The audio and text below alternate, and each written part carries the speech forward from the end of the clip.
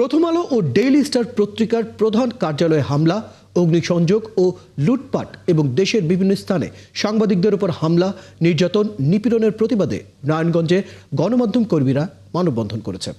সকাল 10:30টায় শহরের নারায়ণগঞ্জ প্রেস ক্লাবের সামনে মানববন্ধনের আয়োজন করে নারায়ণগঞ্জের কর্মরত প্রিন্ট ও ইলেকট্রনিক মিডিয়ার সাংবাদিকরা। এই সময় ঘটনার সঙ্গে জড়িত ব্যক্তিদের দ্রুত গ্রেফতার ও দৃষ্টান্তমূলক শাস্তির দাবি করেন তারা। বক্তারা বলেন, একটি উগ্র গোষ্ঠী দেশকে অস্থিতিশীল করার উদ্দেশ্যে মব সৃষ্টি করে গণমাধ্যমের কার্যালয়ে হামলা, অগ্নিসংযোগ করে যাচ্ছে, অথচ সরকার অপরাধীদের গ্রেফতার না করে শুধু বিবৃতি দিয়েই দায় সারছে।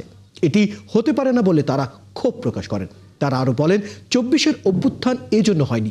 অভ্যুত্থান হয়েছিল একটি সুন্দর, সুষ্ঠু ও নিরাপদ বাংলাদেশের জন্য এবং একটি গণতান্ত্রিক সরকার প্রতিষ্ঠার জন্য। অনতিবিলম্বে হামলার ঘটনার সঙ্গে জড়িত ব্যক্তিদের দৃষ্টান্তমূলক শাস্তি নিশ্চিতের দাবিকে সবাইকে ঐক্যবদ্ধ হওয়ার আহ্বান জানান সংবাদকর্মীরা।